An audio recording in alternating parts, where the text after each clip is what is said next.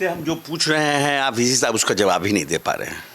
आप क्या किए? ये सब तो राष्ट्रीय नीति, आयुर्वेद, भारत सरकार, आप क्या किया as a vice chancellor? What you have started, I wanted to know that. हम लोगों ने कॉर्पस फंड बनाया, दिया। उससे आपने कितने विद्यार्थियों को दिया? कॉर्पस बना दिया, पता चला विद्यार्थी नहीं है। नहीं, शिक्षकों को दिया हमने, 18 शिक्षकों को दिया। नहीं, शिक्षक ने, रिसर्चर कितने आए? नेट गोल कितना हुआ? शशि प्रताप शाही जी हमारे साथ हैं। शिक्षा जगत के नामी ग्रामी इनका नाम है और बहुत कम उम्र में महादेव की कृपा से प्रिंसिपल भी रहे और अभी मगध यूनिवर्सिटी के वाइस चांसलर हैं। और हमने इनके अंडर में पीएचडी किया है। शाही जी, आज जो हायर एजुकेशन की स्थिति है और जिस तरह से दूसरे राज्य खास करके रिसर्च के स्टेज में हमसे बिहार से आगे हैं। अगर आप महाराष्ट्र को देखिएगा, कर्नाटक को देखिएगा तो एआई पे, नैनो पे बहुत से रिसर्च हो रहे हैं। तो बिहार, आप एज ए वाइस चांसलर आपने कितना इनिशिएटिव लिया है रिसर्च के ऊपर? क्योंकि विश्वविद्यालय तो मेनली रिसर्च के लिए जाना जाता है, और कितने नए लोगों को आपने प्रोत्साहित किया रिसर्च के लिए अपने कार्यकाल में? ऐसा है कि राष्ट्रीय शिक्षा नीति 2020 जब से आई है तो रिसर्च का जो पहले का फॉर्मूला था कि देसी विदेशी बातों पर हम लोग रिसर्च करते थे, अब नई राष्ट्रीय शिक्षा नीति में इस बात पर विशेष बल है कि हम लोग स्थानीय मुद्दों पर, स्थानीय समस्याओं पर और स्थानीय विकास के मुद्दे को खास करके केंद्रित करके हम लोग को रिसर्च करने के लिए केंद्र सरकार और भारत सरकार प्रोत्साहित कर रही है। और हम लोगों ने मगध विश्वविद्यालय में 30% सीट जो है, जो सीट रिसर्च के हैं, हम लोगों ने उसको रिजर्व कर दिया है कि हम स्थानीय मुद्दों पर, खास करके मगध क्षेत्र के जो मुद्दे हैं और उससे बचे तो बिहार के जो मुद्दे हैं उसको लेकर के रिसर्च करेंगे।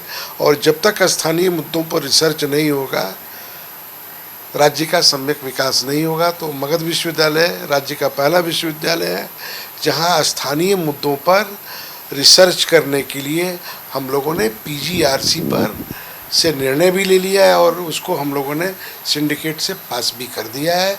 अगले सीनेट में उसको हम लोग अप्रूव करके नोटिफिकेशन भी कर देंगे।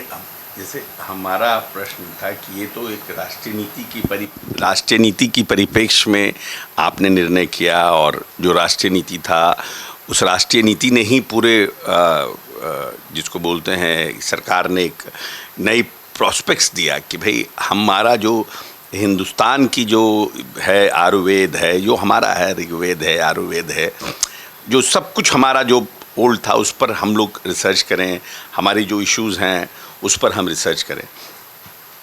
बट हमारा ये प्रश्न था कि आपके कार्यकाल में रिसर्च स्कॉलर्स को प्रोत्साहन मिला कि नहीं मिला?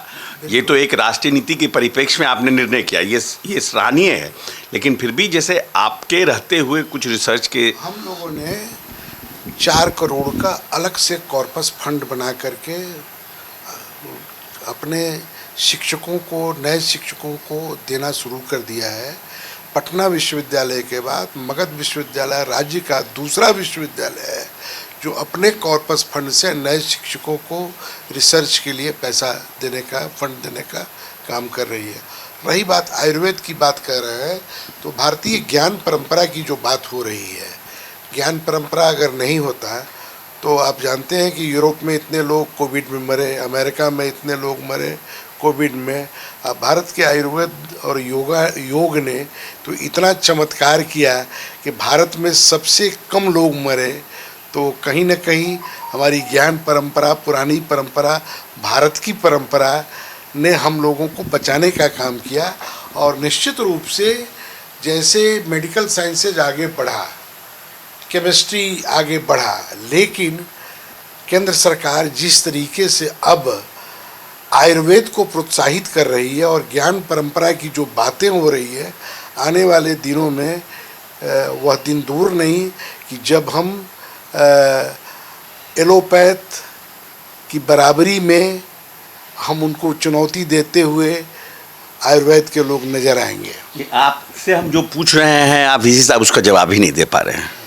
आप क्या किए? ये सब तो राष्ट्रीय नीति, आयुर्वेद, भारत सरकार, आप क्या किया as a vice chancellor? What you have started, I wanted to know that. हम लोगों ने कॉर्पस फंड बनाया, दिया। उससे आपने कितने विद्यार्थियों को दिया? कॉर्पस बना दिया, पता चला विद्यार्थी नहीं है। नहीं, शिक्षकों को दिया हमने, 18 शिक्षकों को दिया। नहीं, शिक्षक ने, रिसर्चर कितने आए? रिसर्च नेट गोल कितना हुआ? लोगों ने अप्लाई किया, शिक्षकों ने अप्लाई किया। 18 हम लोगों ने शिक्षकों को देने का काम शुरू किया, अभी छात्रों को नहीं दिया।